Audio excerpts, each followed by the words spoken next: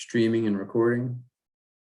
Jay, just as a heads up, I got a meeting with the manager at 11, so I'm probably gonna have to jump off before then if we're not done. Okay.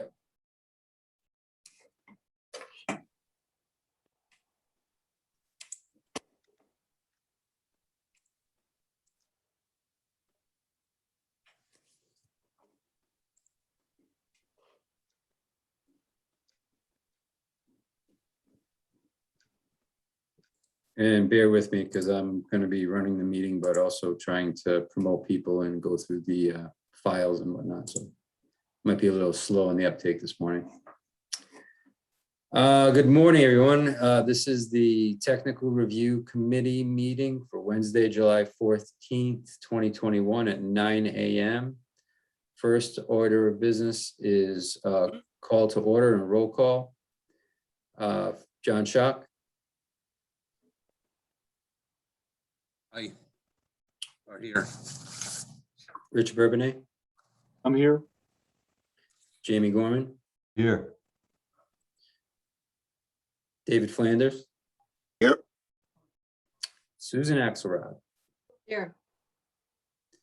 And Bruce. Bruce, what is your last name? Rice. Bruce Rice? Yes, sir. Let me just change that for you.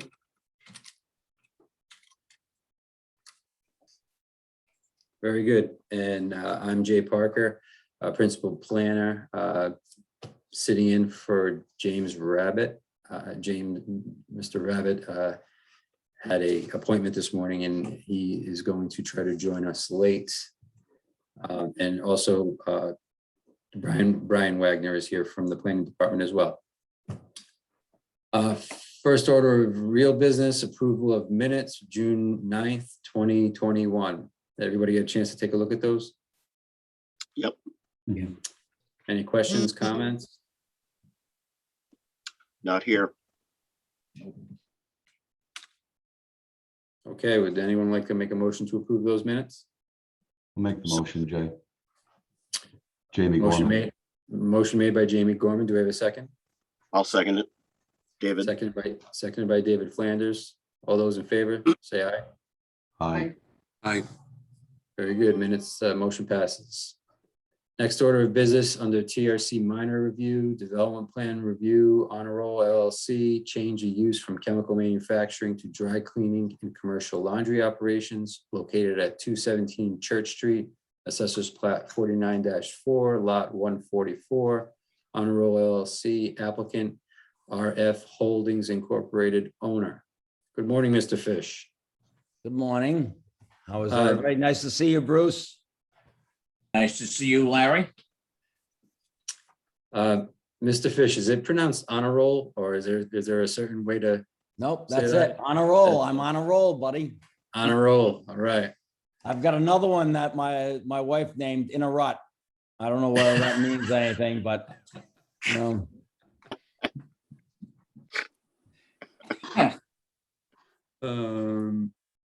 All right, I'm going to share my screen. And Mr. Fish, if you could just want to walk us through what you're doing. I've got a purchase and sales agreement on the old Technical Industries parcel of land. You can see it right there in the front there. We're not going to change anything to the building. This is just a change of use from chemical manufacturing to, I'm going to be moving my my processing of dry cleaning clothes and storing them before they go out to customers' homes in the building. And I'll be moving just, not the laundromat, not the front counter, just cleaning and pressing of the garments. Now, some washers will go, and that's why I need relief on the commercial laundry license later on. But the uses that I'm going to do, we're only going to use half the building, the very first half that you go as you drive in. The back end of it will be used as general warehouse. We'll rent that out to different people that need warehouse capability. It's got multiple loading docks in it. I do have one question, and it's probably, it's technical in nature, but maybe the building official, I know that I need a commercial laundry special use permit because the building is more than 10,000 square feet. Otherwise, that would be part of this as well. But the laundry is only going to be about 2,000 square feet of the 13,000 that I'm using. Is it what portion of the building is used for it, or is it based on just the size of the building? The size of the building is over 10,000, so I need the special use permit. So the area of the building, Mr. Fish, is 10,000 square feet? If you see the little portion that juts out on the right, that's about 3,000 square feet of office. And then the first, yeah, here we go. The 48 by 100 at the top, the 60 by 100, that's the area. And then the office is on the left-hand side there. That's what I'm going to be occupying. The second two buildings, 60 by 100 and 60 by 60. That middle building, I'll be using 20 feet by 60, 1,200 square feet for the commercial laundry operation. So my question was, I know that when you made the ruling on the zoning certificate, it was based on the whole building. But since the commercial laundry is only, let's say 2,000, I'll round up 2,000 square feet of the whole building, can that be considered by right just like this? Yeah, absolutely. You wouldn't need a special use permit if it was under the 10,000. All right, so the space that I'm using for that particular purpose can't be more than 10,000 square feet. Correct. Yeah, we need a plan detailing that just to Right. confirm. All right, well, that can save me from going through the next process. That's why I'm asking, and everybody the aggravation of that. And it just came to my attention last night when I was preparing for this, that question. But anyway, we're only going to use the top two buildings because this is 4 separate metal buildings with the gross value size there. We're not going to change anything of the footprint, just the use. And I would argue that the use is a lot less intense, and anything that we process, the dry cleaning machines are self-contained. There's nothing that goes to the atmosphere, nothing that goes to the waste stream, no water into the sewer system from that process. It's a very clean process, and it's not perchloroethylene, so it's not perc.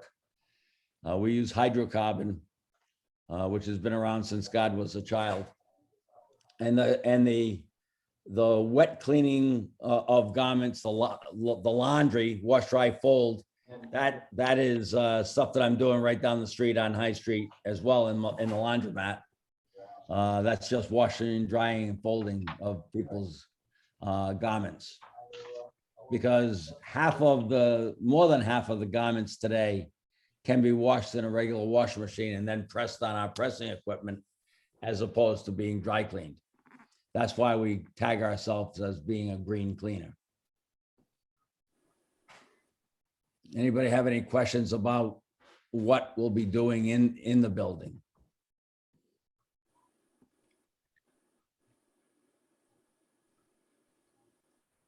Hi, this is Okay. Susan. I have a Yeah, couple- Susan. Hi there, I have a couple of questions. Yeah. The warehouse space that you will be leasing out, are there restrictions as to how that space can be used, or what can be stored, or whether or not any manufacturing could take place in those spaces, or is that just dry goods and warehouse? That would be a planning answer, I would say. I'm just using it for general warehouse. My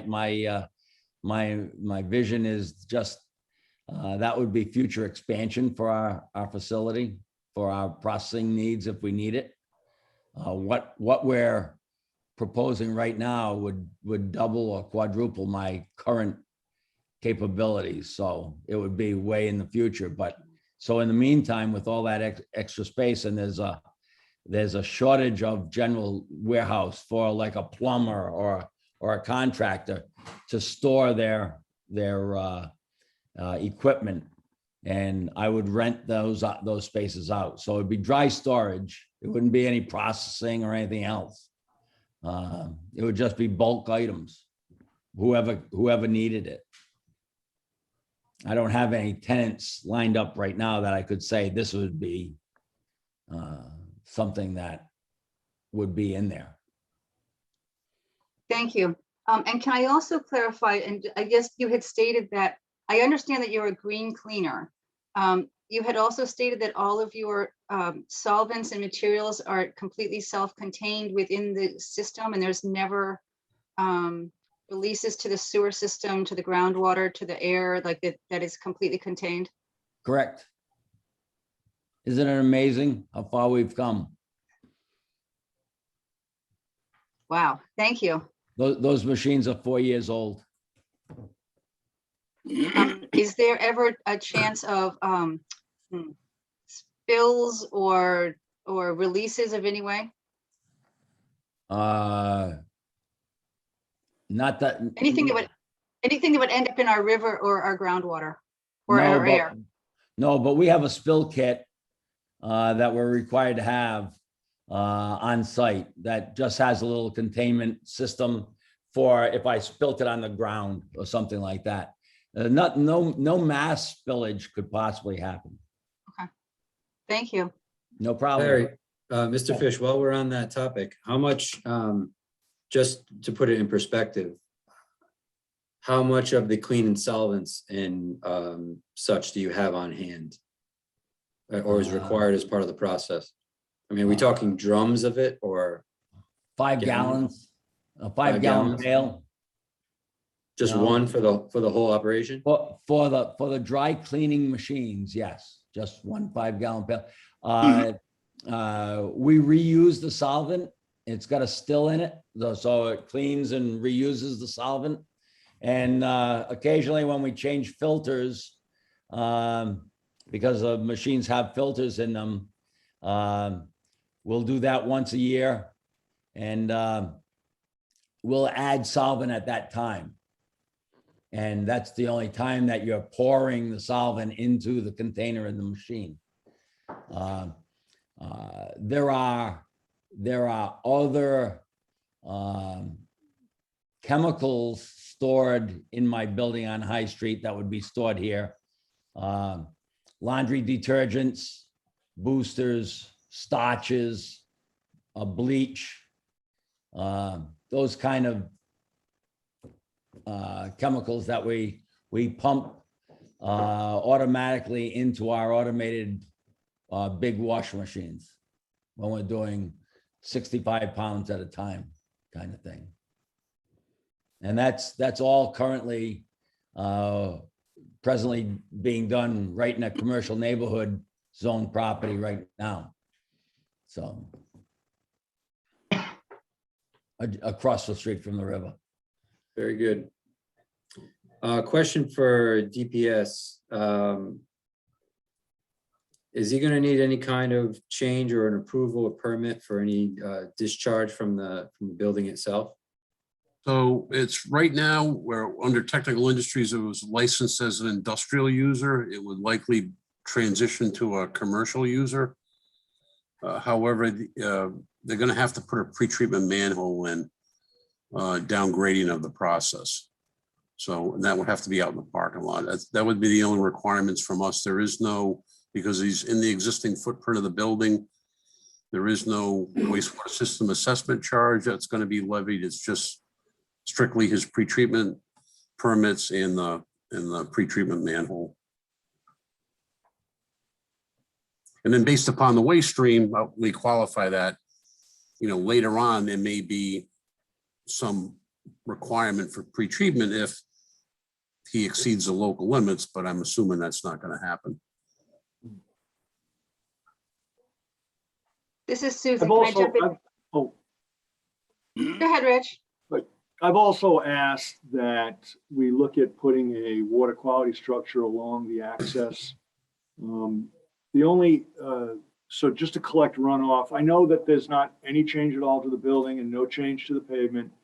And I don't want it to hold up anything because I believe it has to be permitted through DEM.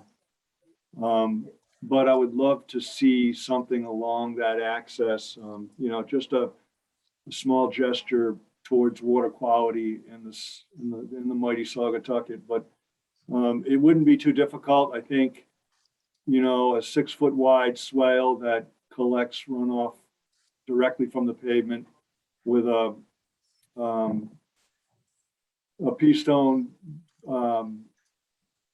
pre-treatment, I think would be simple, but again, I don't want to, it's not, you know, a requirement or anything like that. And, you know, I've discussed this with Larry. Larry in due diligence asked a couple questions, but I definitely don't want it to hold up the process. But I would like to see something, at least, you know, in the process, something being worked toward would be helpful. We are requiring those types of things. If you remember, like some things that were happening downtown with within the area that we had done a study for. It was the compassion centers. We were requiring it on all of those. I wouldn't mind seeing something here as well. But Mr. Fish, is that something that you're amenable to? Yeah, when I met last Friday with Rich and John, talked about it. And Rich, I'd like to walk it with you because I think there might be a swale already there as you go down. In fact, I don't know whether this is allowed, but I've got a couple of other pictures. Now, I'm not the most technical person, but my daughter's here, and she loaded up a couple of pictures that if I can share my screen, I can show you the vegetative areas that you're asking about. okay. Because Yeah, I I'd wouldn't want to taken clear the- any. I wouldn't want to clear any existing vegetation, and maybe it doesn't happen along the driveway, but maybe it happens maybe a little more internal, just grabbing a little bit of pavement. Every little bit helps. But yeah, I'd be happy to go out there and walk it, and maybe we can find something that works. Well, it may be the DEM doesn't allow it along the river there. I mean, it could be that it gets inundated on a certain, you know, time period. Every once in a while, they don't want it. But if there's an existing swale, that helps because it could be amended and made a little, maybe made a little bit more updated, maybe. But Larry, anytime, call me and I'll come by and we'll walk it. Okay, no problem. But again, I don't want to hold up the process, but I'm just pointing out that it'd be helpful.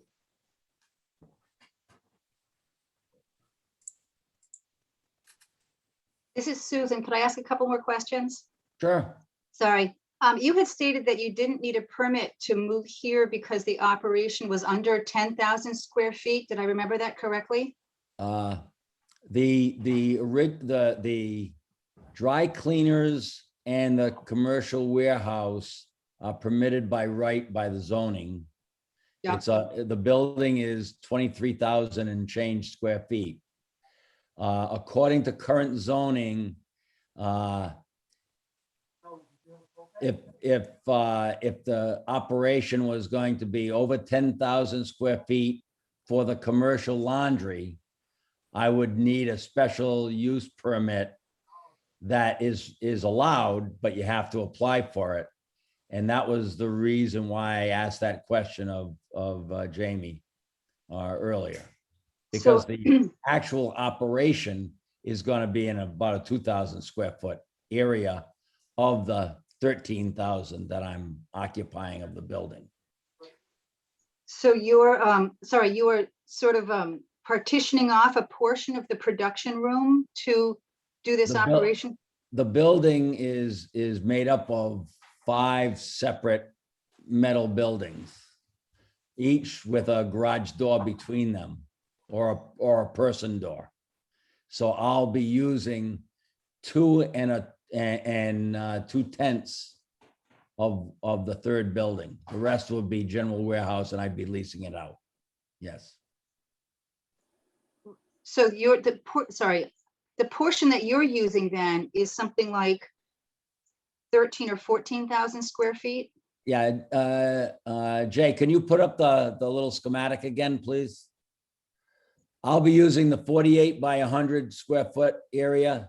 That's 4,800 square feet, and the 60 by 100, which is 6,000 square feet. So that's 10,800.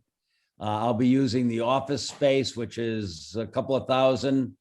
And then in that third building, as you're going down, I'll be using 20 feet by 60 feet of that.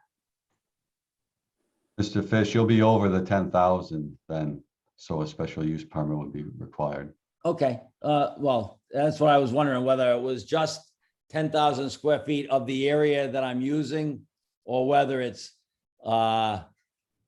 it would be, whether it's the whole building, and it's the whole building, basically. Sorry about that. Can I ask one additional question? If you're purchasing the building, will there be an environmental study done to ensure that the folks that are selling you the operation haven't left something in the groundwater that we should know about?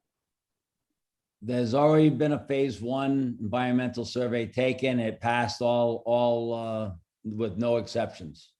That's excellent. Thank you very much. I did that to protect myself. Thank you. Yep.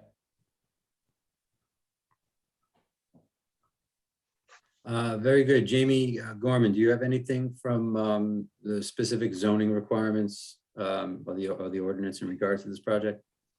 Yeah, just a couple things to clarify, depending on if you're going to be under or over the 10,000, just be aware that if the general warehouse is going to be used as an accessory for the dry cleaning, that would be included in that square footage. Or if it's all going to be leased out to tenants, that would be different. Jamie, it will be leased out to tenants, those other 2 buildings, because I don't really need it, but it's much needed in town. There's no warehouse space available in town. Okay, and then the other question would be parking. Do you know how many employees you plan on having? I did a list of that, and I have 10 employees that will be actively in production. The vans will stay on High Street. My drivers will go park their cars there, pick up a van that's parked there, and then drive over here to get loaded for the day. And then they would go off and they'd bring their dirty clothes back here to be dropped off, and then go back and store the vehicle on High Street. The production people, because the screen's up here, I can show you that immediately parallel to the Church Street, there's 8 spaces right there. Where those 2 cars are parked, there's 5 spaces right there. And then up the top right, there's 5, 1, 2, 3, 4. There's 6 spots right there. So I've got 11 and 8 is 19 spaces for those 10. Well, if you count me and my wife, which we come and go, there'd be 12. Okay, and do you plan on storing vehicles in the building at all? No, well, that's a possibility in the future. I won't hold you. At the very beginning, no, but that could be something that in the first part of the building, we could store the vans inside possibly in the future. I wouldn't want to rule it out. If I need to get permission to do that before I do it, I'll do the process. I'm ignorant of the law. Yeah, absolutely. I won't hold you to it. I'm just asking if, and how about handicap accessible parking? I don't see anything. There are no lines painted currently anywhere, but that would be right adjacent to the entrance where those 2 cars are. There'd be a parking space right there. So you're gonna line that and install? Yeah, a I'm gonna sign? line all that. Yeah. Okay. right now there are parking curbs, those little curb stops there. And that's how I determined how many spots there were, was how many there were there. Because there really aren't any lines there. Mr. Fish, I was gonna make a suggestion that you provide a little better schematic, a little better plan of the parking, showing the actual parking spaces with accurate dimensions, as well as something in writing from you outlining the available parking, identifying the number of employees on the largest shift, just to prove conformance with the zoning requirements, just something on paper so that we have it and anyone that picks it up can get an understanding of what's available and what the nature of the employee usage is going to be, so that if anybody wants that to answer that question or wants the answer to that question, they can find it. Is that something that you can provide? Yeah, I mean, I just a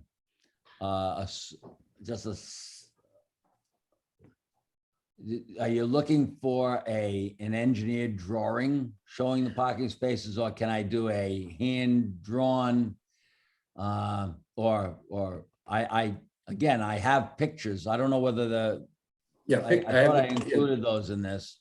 Yeah, pictures are here. That's the space right there with the 8 spaces. And Yep. then the next one, yeah, go ahead. There's the spot where there's 5 and you can see the space there, and that's where the handicap would be. And then the next one is the 6 spaces, you know. Behind it, yeah. Yeah. I think it outline would just, area. I think it would just be easy if they were just drawn out on a plan, so when somebody looks, they can easily discern which ones are which. I mean, it makes it, from a regulatory component, it makes it easy for us to look at a plan and say, all right, there's 8 there, there's 4 there. Yeah. You know, I just mean, for, if you need that, I can, do that. I do it myself. Unless you're saying it has to be. no, I mean, fancy, it's obvious there's a decent sized parking area there. Eyeballing it, it looks like you can probably get 11 spaces there, but without actually showing lines 9 feet apart and 18 feet long, it's difficult to comprehend on our own. I get you. I understand that. And I'll identify in a letter form through maybe email or something that how many employees I would have on the largest shift and that kind of thing. Okay. Bruce, from a fire perspective, the entire building is sprinklered. It's a dry system with a huge, bigger than the mall's connection, water connection for the sprinkler. And my current facility doesn't have sprinklers. So this would be more protection for that aspect of my operation by moving the production here because of the sprinklers. You're absolutely correct, Larry. The only thing we have is anytime there's a commercial change in occupancy, not necessarily a change in the venue, but anytime there's a change, just like up at the mall, we need to do an inspection before we do an approval. So Okay. if you want to give the office a call and schedule a time, and anytime that works for you and us, and we can just do a walkthrough and just another thing would be for us to be able to see where you're going to lay out your equipment, one thing or another, compared to what's there now.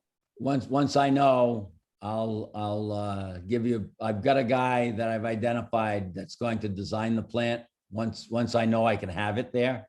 Sure. I can give you copies of that once we know. I gotcha. Yeah, no problem.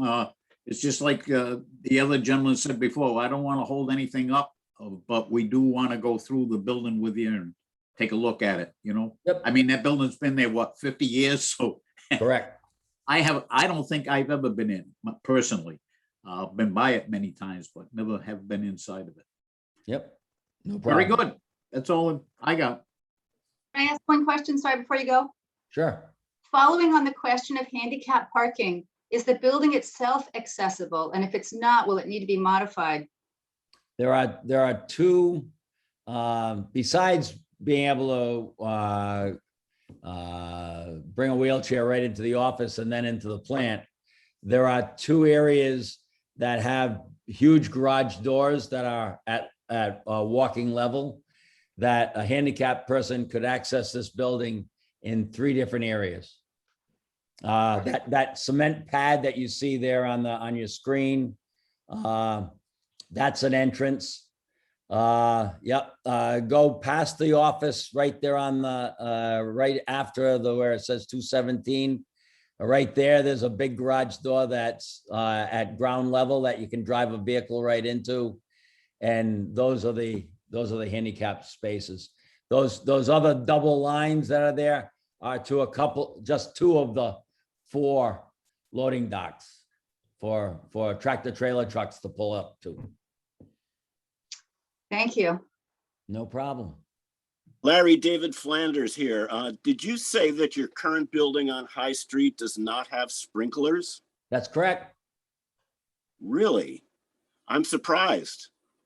It started out as a Quonset hut and grew, probably had 5 different additions onto that. Well, probably on the Bruce's watch, because it wasn't under mine. I've owned it for the last 20 years, but there's no sprinklers in that building. Doesn't sound good. And I just have one question for Jamie, Jamie Gorman, just to clarify. For this type of use, are handicap spaces required per code?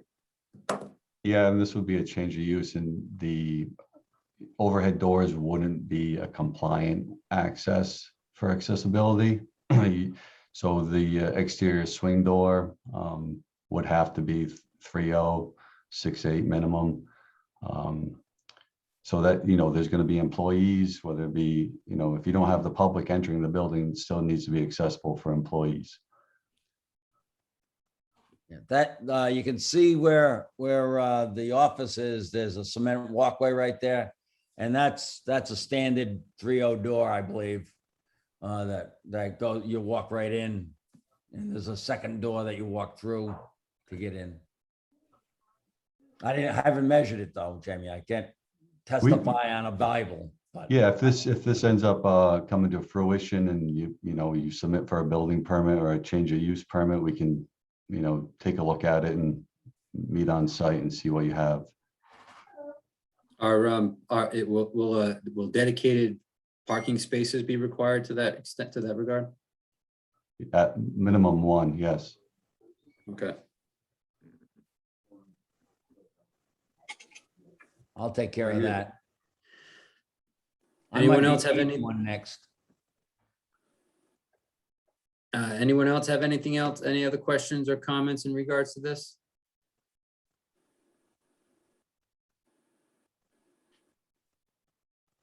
Very good.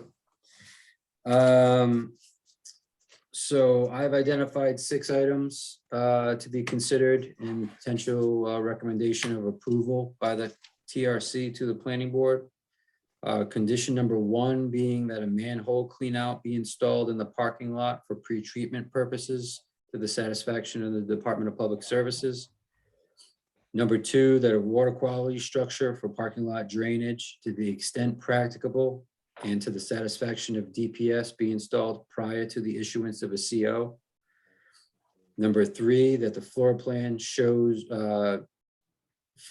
showing accurate floor area to delineate the dry cleaning operations use in regard to potential required special use permit or not. Number 4, site plan showing accurate, let me rephrase that, modification to the plans provided showing accurate parking spaces with dimensions and a provided written analysis of available parking and number of employees on the largest shift to confirm conformance with parking requirements. Number 5, that overall approval of this use will be subject to inspection and approval by Union Fire prior to issuance of the CO, which is a given.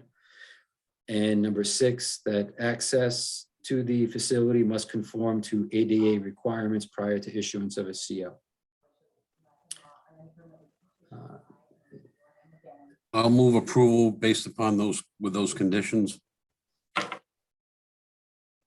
Very good. Motion made by John Schock. Do we have a second? I'll second Jamie. Seconded by Jamie Gorman. Any discussion on the motion? Very well. All those in favor, state by saying aye. Aye. Aye. I, Any nays? Very good. Motion passes. Mr. Fish, we will be in touch in regards to, this is a minor review by TRC, so this would end up on a planning board agenda as a consent approval item. Planning staff will be in touch with you in regards to the scheduling of that and next steps. We'll get you a written copy of this decision as soon as we can get it put together. Okay, thank you very much. John, I had the heart surgery on Monday. Oh. 90% blockage in an artery, 2 more stints. And I'm on house arrest for a little bit, but I could get this done. I hope your boss is cracking the whip on you, Larry, My to make daughter you is my- comply. It is my Bailey person in charge of me today. So Well, that's good news. good Stay seeing you healthy. all. Thank you very much. All right, Mr. Fish, we'll see you later. soon. yeah, Larry.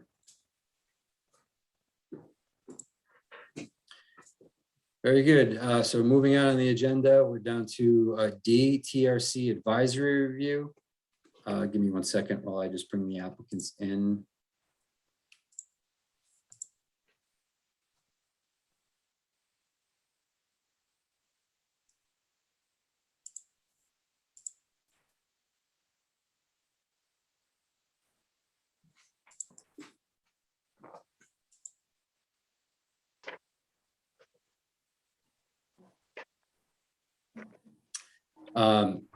So the first item under TRC advisory review is the change to a previously approved plan, Route 1 Special Management District, Wesley Community Credit Union. Requested change to a previously approved plan to install 8 additional parking spaces on the eastern side of the existing parking lot located at 4979 Tower Hill Road, Assessors Plat 58-1, Lot 99. Wesley Community Credit Union is the applicant and the owner. Good morning, Mr. Rogers, I believe, in Mr. Kenyon, and Ms. Beck. Good morning. Morning, Jay. Morning, everybody.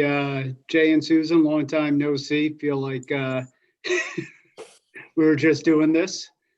Like Groundhog, it's like Groundhog Day. Yeah. For the record, I'm John Kenyon. I'm an attorney for the applicant, the Wesley Community Credit Union. As I think everyone here knows, they're proposing to add an additional 8 parking spaces at the property at 4979 Tower Hill Road. We were here before you last month for a pre-application, and we're now scheduled for the public hearing on the change of use at the end of this month.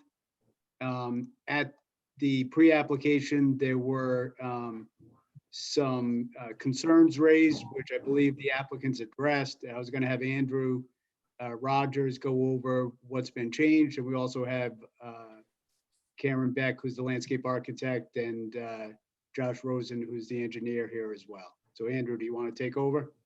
Sure, I'd be happy to. Thanks for summarizing that, John, and good morning, everybody. So the credit union, as summarized, is looking to add 8 spots after the pre-application meeting. We've made a few changes. These will now be subcompact car spots.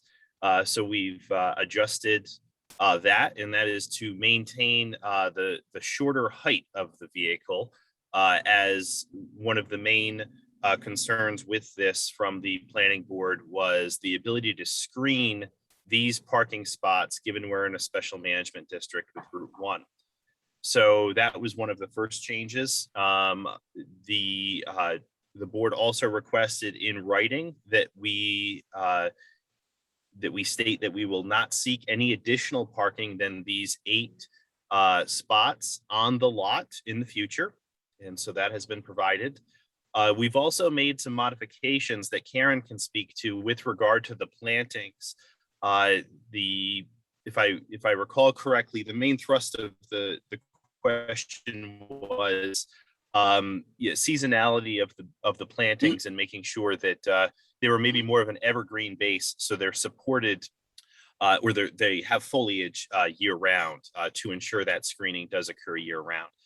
So that was the thrust of the initial comments and our responses. You can see from the image that is being shown now the modified plant schedule, and also there are existing planting beds that are on the site on that front lawn that are being modified and increased in size to ensure that screening does occur.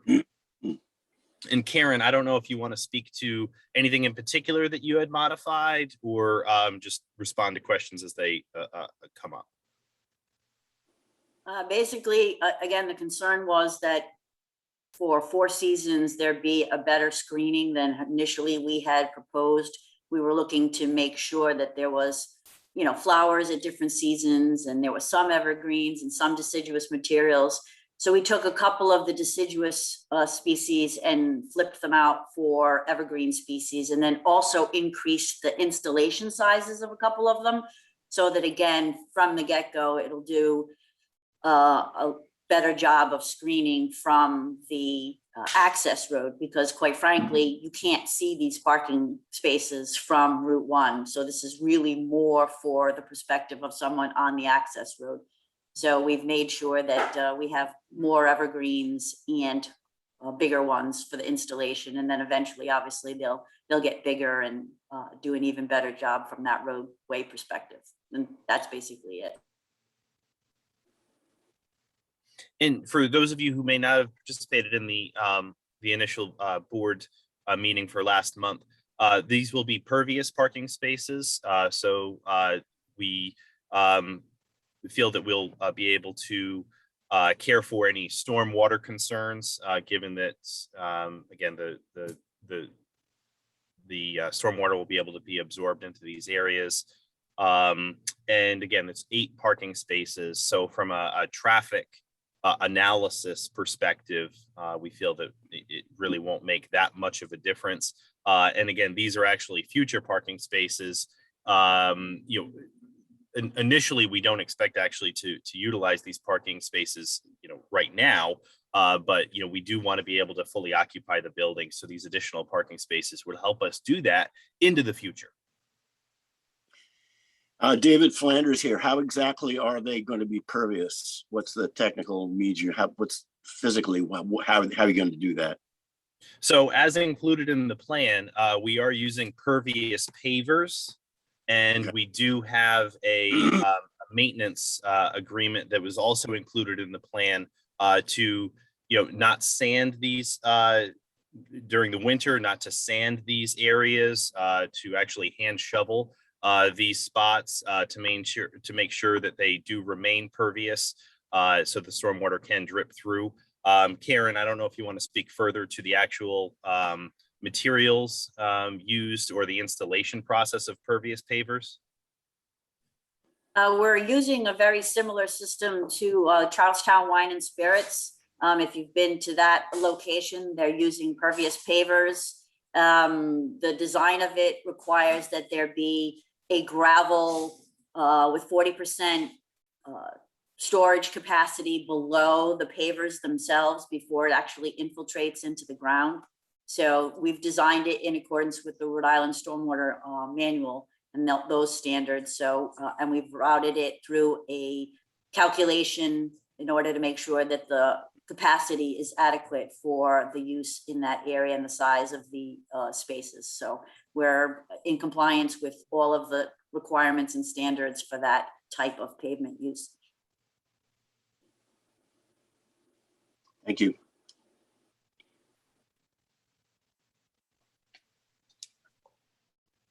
Anyone else have any questions or comments?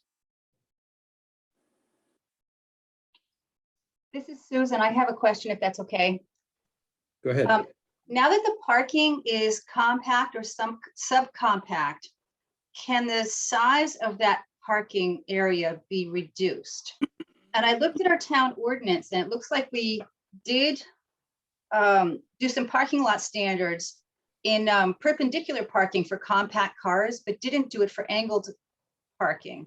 So I don't think I understand the technical part of this. But I guess more so is my question is, can these parking spaces be reduced in size since it's just compact cars? Well, we don't have any guidance that says exactly how long, from the town, compact car spaces should be, as you're alluding to. The reason why we did that is not because of the depth or the length or the width of even the parking spaces. It was for the height. That was the main concern, to make sure that we do have that adequate screening. So that was why we did that. We don't have plans, and we haven't discussed actually decreasing the overall size of the parking spaces, because again, the primary chief concern here is the height. You can see though that they will be labeled accordingly. On the next page, there is signage that will be installed for these spaces to ensure that they are used by compact cars.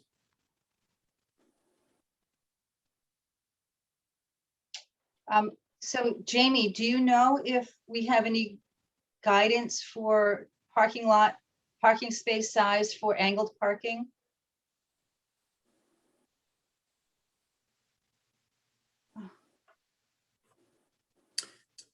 Rich Bourbonnais, I think to answer your question, Susan, and if Rich can confirm, the parking space sizes are consistent. The manner in which they're angled produces a different length, but that reduces the depth, if that makes any sense. Yeah, if you kind of look at the striped lines as though they're parallel with each other, and you rotate your view, the length of an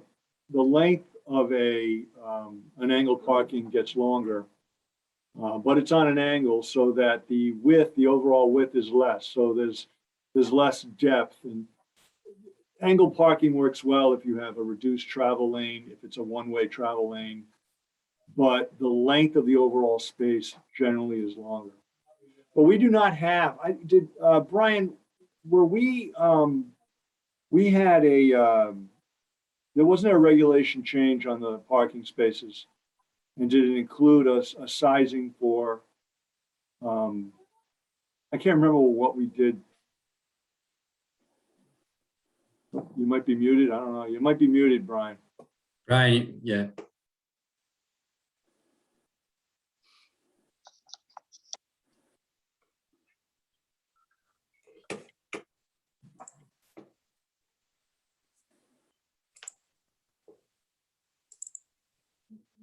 Nothing yet, buddy.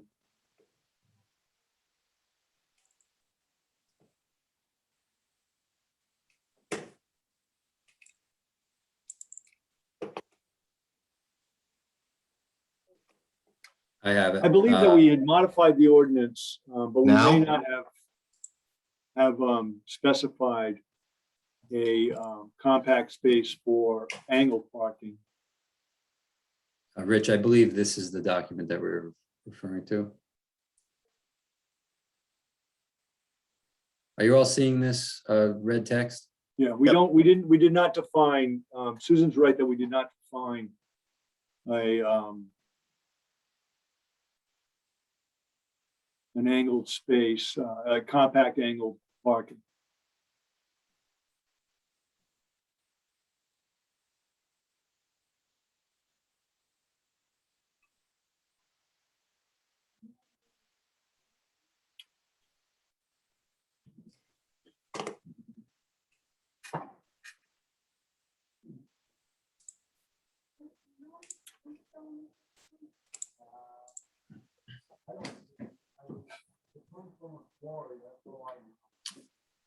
Susan, are you Oh, I'm sorry. satisfied?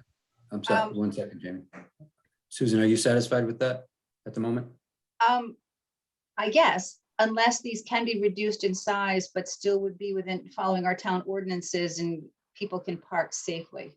That's, if the spots are big enough for a suburban, but we're fitting in little Kias, can we reduce that that parking space? I don't know how our ordinance plays into this, and if they're the proper size, then just forget I'm just putting it out there because I don't know.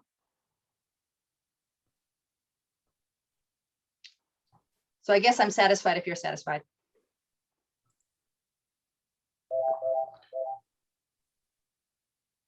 Jay, I had a question just to follow up on that, that section 713, when was that adopted? Do you know?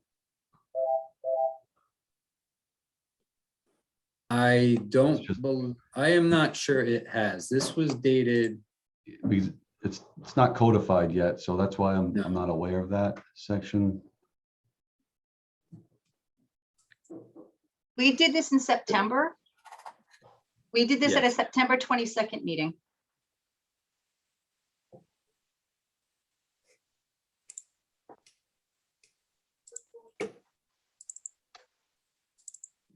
Prior to that, we had a very limited, if you remember, a very limited definition of what a parking space was. It was an overall space, including the aisle. It was a square area, including the aisle. It really allowed for like a lot of variation on the size of a space.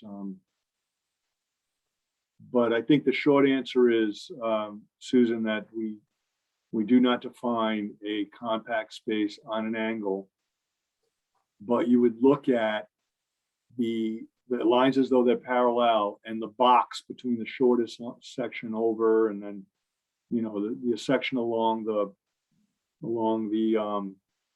front curb over and that would be the box. I mean, technically you could reduce that. I believe in this case, it would require, if that's been, are you suggesting that it's not, Jamie, that hasn't been finalized or? I don't see it in the ordinance. I haven't received that section, so I believe this was this was voted on, the proposed amendment was voted on by the planning board, as Susan stated, on September 22nd, 2020. But it did not go to council. I think our intent, every time we go to council to amend a zoning ordinance, there's a notice that's required. The intent was that we were going to lump together a few other amendments to get it done. And I don't think those other amendments were ready at the time. So this is still pending to be forwarded to the council.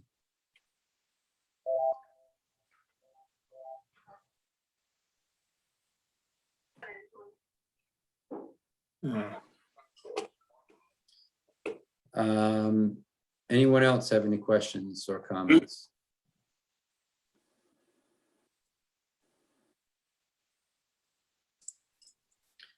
I have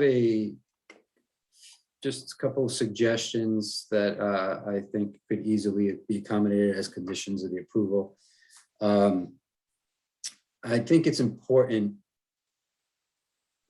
So, Mr. Rogers, I think if you could take this plan, the first sheet of this plan, and add a few things to it so that we can use that, this one sheet that encompasses all of the specifics of the project. One, show the extent of the 100-foot buffer from Route 1. So so that it shows how far you are actually into it. Offhand, do you know how far about those spaces extend into that buffer? Yeah, actually, I do. Well, I can say this exactly how far into the buffer. I'm not exactly sure, but if memory serves, the actual line, the blue box of the building and the line of the parking, you can see actually there's a blue Explorer over on the left-hand side, and there's two white trucks over towards the right-hand side. That is, if I recall, 102 feet So, but we will add that, we'll put a distance marker in from, say, the 100-foot buffer line to the furthest point of, say, the red line that outlines the the parking, to clearly call that out. If I believe I may have actually put that in the pre-letter that I put in, because that has been measured. I want to say that we're encroaching somewhere around 30 to 35 feet. It could be around there, but we'll get that engineered and be able to get that for you. Yeah. if you And could add just it show to this that- plan. Yeah, if you could just show it on that one sheet. For a project like this, if we just had one sheet that follows the request and the approval with all the information on it, it's generally better. Yep, I understand. And the pavers that are being used, are they a specific, made by a specific manufacturer? Yes, we've preliminary bid this out for budgetary purposes. Sorry, and both contractors, Laharam and Clark Farms, would be using the same manufacturer, so we can include the specs, the build specs, details in there. If memory serves, it's actually the exact same material that was used at the Charlestown Wine and Spirits, but we can include that in the final package. Okay. So if no one else has any comments or questions or potential conditions, I can offer a few conditions to be included in the motion to pass this on to the planning board, if everyone's ready. Yep. So TRC would approve this subject to the following conditions. One, that the site plan show the 100-foot extent of the Route 1 100-foot buffer and the extent of the parking encroachment that is proposed.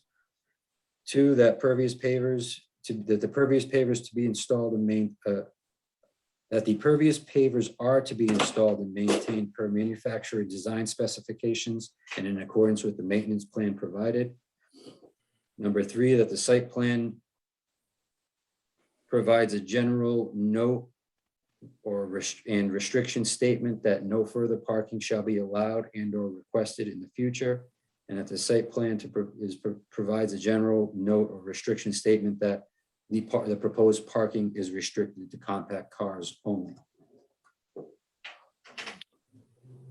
That's what I have. If if no one has any other conditions for approval, I entertain a motion. So moved, David Flanders. Motion made by David Flanders. Do I have a second? I'll second that. Seconded by Susan. All those in favor? Aye. Aye. Any opposed? Motion passes. Mr. Rogers, we will get this decision typed up and we'll forward it to you as soon as it's done. We'll also include it in correspondence to the planning board at their meeting in 2 weeks. Okay, thank you very much, Jay. And also, either myself or somebody else will be swinging by to pick up the public hearing sign Yes. sometime today. I think we've got a couple days buffer, but we'd like to install it probably today by this afternoon. Yeah, it needs to go up by Friday, I believe. Yes. Okay. All right. Well, thank you so much, Jay, and thank you so much to the committee. I hope you have a good day. To everyone. Thank you, Mr. Thank you, Rogers. John, and thank you, Karen.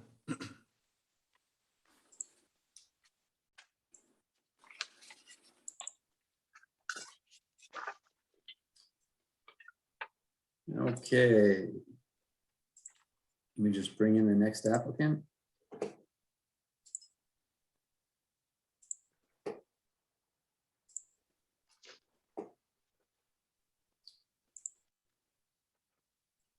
Thank you for bearing with me.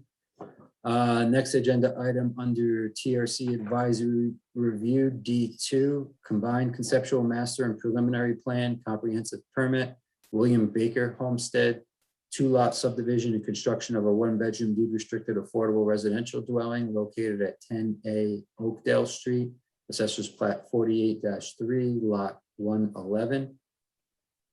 There's a typo on here. Christopher DiPaola and Lindsay Crowninshields, applicant owner. Ms. Sonder, good morning. Hi, how is everyone? So we did not go before TRC, I don't think with this recently on the old plan, but we submitted a plan previously to the planning board on a pre-application stage to create remove a garage and create an accessory dwelling unit as part of a comp plan permit. And after going through the pre-application stage with the planning board and having some discussion, we are back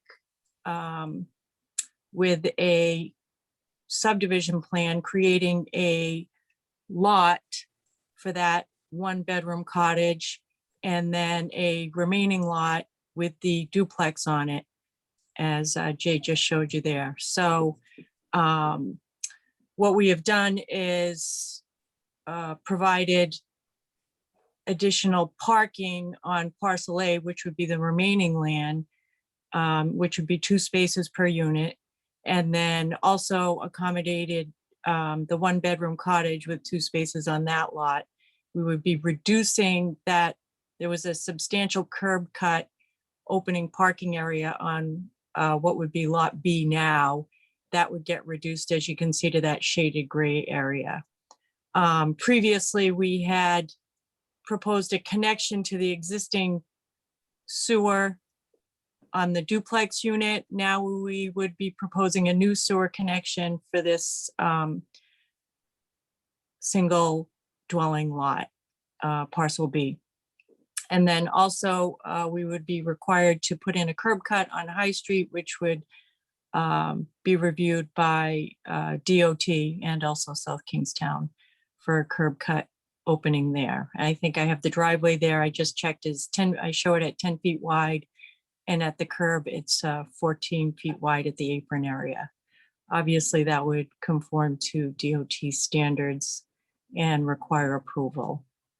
And then we would be also connecting an individual water service to that parcel B. Both of these lots would require waivers for area and lot frontage. But my plan there is that we've created a nice area for a single dwelling unit, buffering from each property line, and also left a little area on parcel A for the tenants to utilize and enjoy while also accommodating the parking area. So we would be going forward to the planning board to get approval for this, I think, is our next step.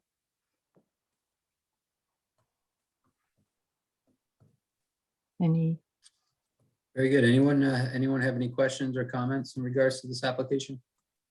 Well, I had just a couple of the apron on driveway apron on High Street needs to be reinforced concrete. Okay, yeah. And Amy, do you have do you know where the existing sewer lateral is for the existing dwelling? Can you show that on the plans? I think I will show that on the plans if I have it. If not, I will obtain that and get that. I may have been on this plan. I don't have that on the original plan, no. So I can take a look at that. I may have that in my files, John, but if not, I can easily put that on there. Plus, I'll have to get the connection and inverts to propose the new sewer connection. My only concern is, and I don't think it's the case, that the existing lateral crosses the proposed property line. I can't believe that it would go that far to the east. So as long as it's stays on the frontage for the existing lot with lot A, if you could just show it, that would be fine. Okay. This is Susan. I have a couple of questions. Yes. First off, this addition of this affordable unit in town is glorious. So thank you for putting in the effort to make this happen. This is really good for our town. Can I just ask about the driveway access to High Street? Those really gigantic, glorious spruces, If you leave those there, will that impact your safety sight lines for folks exiting that driveway? And have you looked at that? So those are, I think Chris can maybe add to that. Those were Christmas trees actually, I think, planted over the years. And yeah, we would have to remove right at the opening there and maybe reduce size on the two that are either side of the driveway. We do want to provide some sort of screening. There is a fence there, so I'm not exactly sure, but coming out on High Street is probably not the easiest area to come out on. I did try and make the driveway so that there is that back out area, so you'll be driving directly out, obviously not backing out onto High Street. So yeah, anything we can do to maintain, but also provide enough visual for access is our goal. Okay, thank you. And then I have a question, I think maybe for staff. If the garage had been converted and this was a single parcel, would this have been considered an accessory dwelling unit and therefore potentially tax exempt with our new, with our new ordinance in town? But this then changes if it becomes a 2-parcel lot where that tax exemption is not applicable? Do I understand this correct? I believe you're correct, but I'll let Brian answer that question. Did I get my voice working? Yep. Yes. Okay. Yeah, I think you're correct, Susan. We still have some work to do with the Affordable Housing Committee to come up with rules and a scoring rubric for that ordinance as we were directed to do by the town council. But I believe, yes, that this would be a good example of an accessory dwelling unit that would be entitled to apply for that tax exemption. But that would not apply if the lot Right. is divided into 2. I don't think so, but in all honesty, I would have to go back and reread the text of the ordinance just to be sure, but I believe you're correct. Okay, so I guess then my point would just be, I don't really understand, and it's none of my business why the lot would be subdivided, but I guess I'd like to make sure the applicants know that we have this pending ordinance in town that might be beneficial to them. Yeah, maybe. And Susan, if you recall, it was a conversation at pre-app where the planning board suggested subdivision of the property to delineate the 2 uses on the lot. So the original, let me go back. But yeah, just to be clear, there were a number of moving pieces going on during the period of time. So, I mean, this is completely understandable that there might be some confusion over this. Yeah. So this plan that I'm showing now was the plan that the planning board reviewed at pre-app. And through those discussions, the idea that a subdivision might be more appropriate to distinguish the 2 uses, the 2 structures from each other. In response to that, the applicant is putting forward the plan that you see today, which is this one, showing that subdivision with included landscaping and some modifications to the parking area.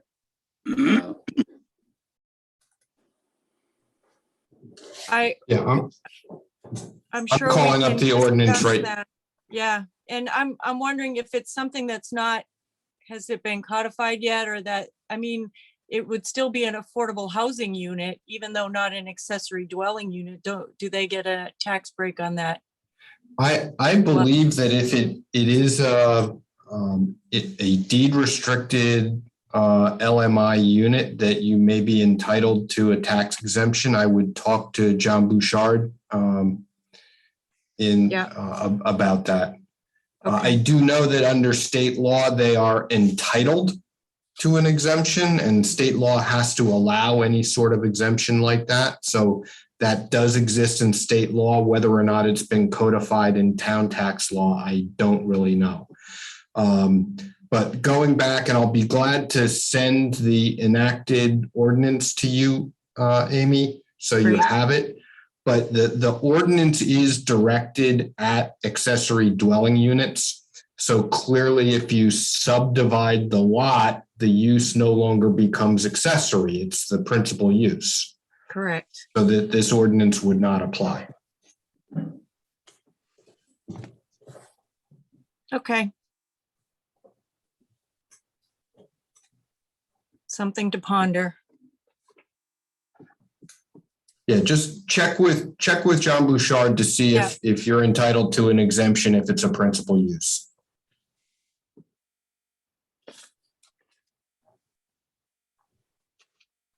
And Amy, since this is a comp permit, have you been in contact or received any documentation from Rhode Island Housing or an appropriate monitoring agent for the affordable component of the project?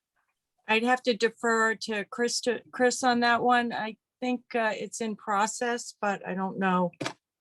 It is in process. You know, we started this process 10 years ago. I had talked with, I think it was Mike McLaughlin out of Narragansett. Right. He was going to be the agent, and and the town, and I have that paperwork, but I'm in the process now of updating it. But yeah, we're planning on using the closest local agent. Yep, okay. And just so for everyone's edification, the application that was submitted is incomplete. There are a number of pending items. I believe that specific item is one of them. Yeah. I just wanted to ask the question and make sure that it was still on the radar. Question for DPS is, does the changes to the proposed parking or driveways, does that, any implications in regards to drainage? What was that, Jay, in regards to what? Drainage. No, you know, the new stone driveway that's being proposed will require, actually all of it will require a CERC permit. So we'll review it at that point. Okay. The driveway itself on Oakdale will require a PAP through us. The High Street does not. It's a state road. It'll have to go through DOT. We'll be looking for that PAP from DOT in the, the building permit process as well.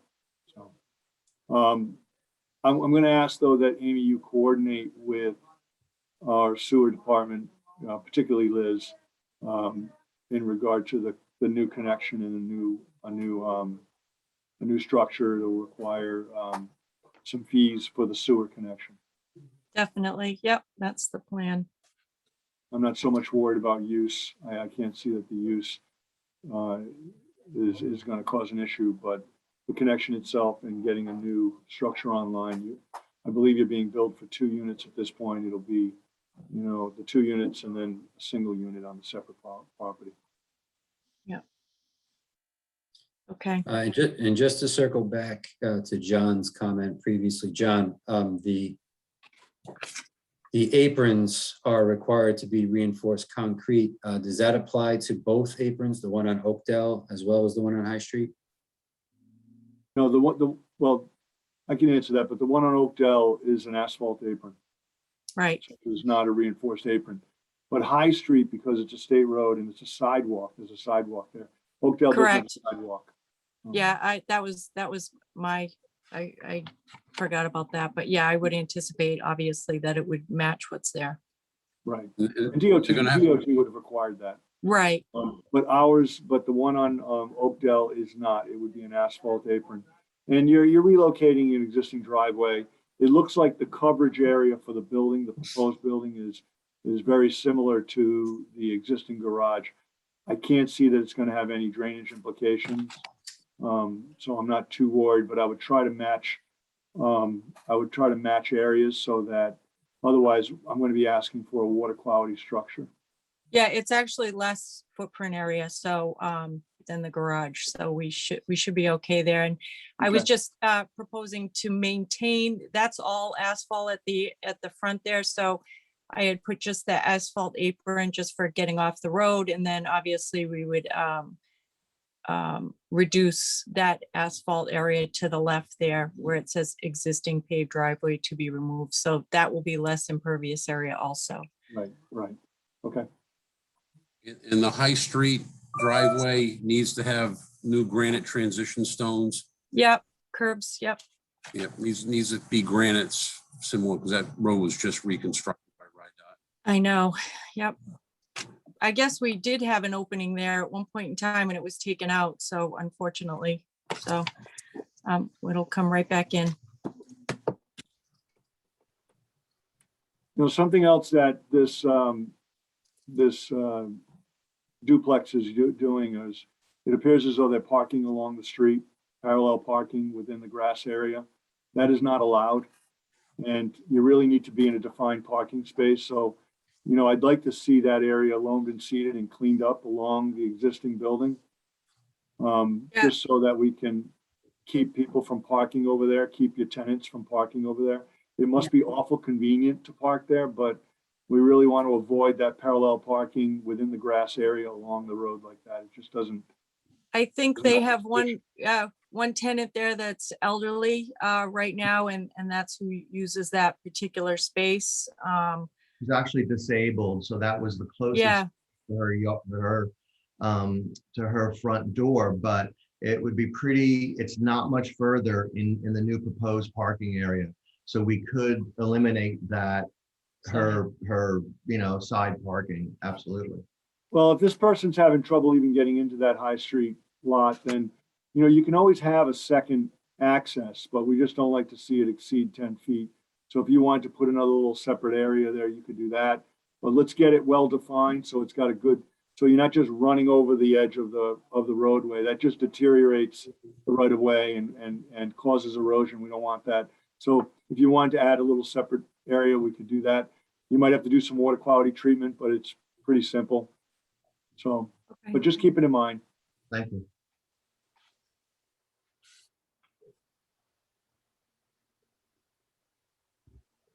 Very good. Does anyone else have any questions or comments in regards to this application? None here. Okay, I just have one. I hate to make assumptions, and I see that it's 24 by 24 with the area 576. Is this gonna be a one-story or one-story with a habitable attic? No, it is proposed to be a 24 by 24 cottage, 8-foot walls with a 6-pitch scissor truss roof. So from the inside, it will give you a little bit of a feeling of a cathedral ceiling to give you a little feeling of space, but really looking to have an appropriate size building for this, for the neighborhood, and keeping it small. So it's 1 story with a 6-pitch roof. Okay, thank you. Yeah.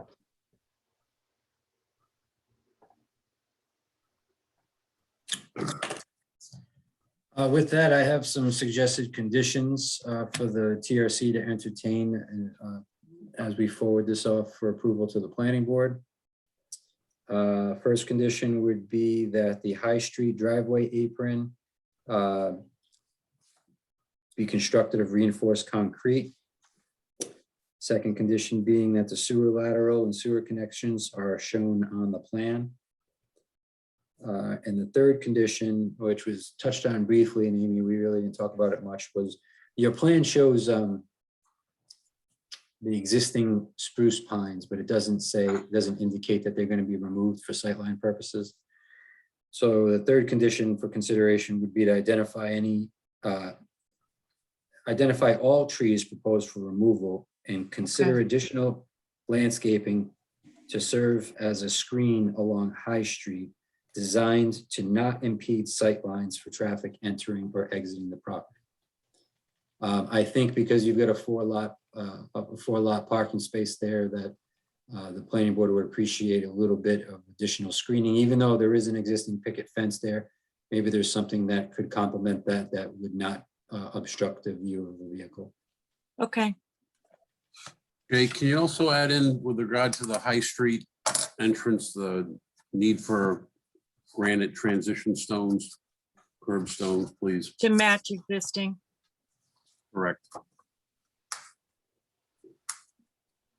And 4, that the High Street driveway entrance have granite curbstones to match existing Transition stones. transition Yep. stones.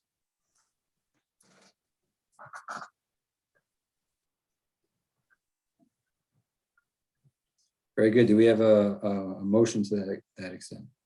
So move with the conditions noted by Mr. Parker. Motion made by John. Do we have a second? I'll second, David. Seconded by David Flanders. All in favor? Aye. Aye. Aye. Anyone opposed? Very good. Thank you all very much. Great, thank you. Thank you. You're welcome. Jay, And, I gotta jump off, Jay. all right, John, thank you very much. Yeah, goodbye. Yeah. And Amy and, your applicant left. We'll I'm be here. we'll be scheduling this in the future once we get complete and once you get your ducks in a row. Gotcha. Very Thank you. good. You're welcome. And with that, I believe we have reached the end of the agenda. We have a motion to adjourn. So moved. David. Seconded by everybody. That could. All right. Meeting is adjourned. Thank you, guys. Appreciate it. Take care. Thank you. Bye. Bye-bye.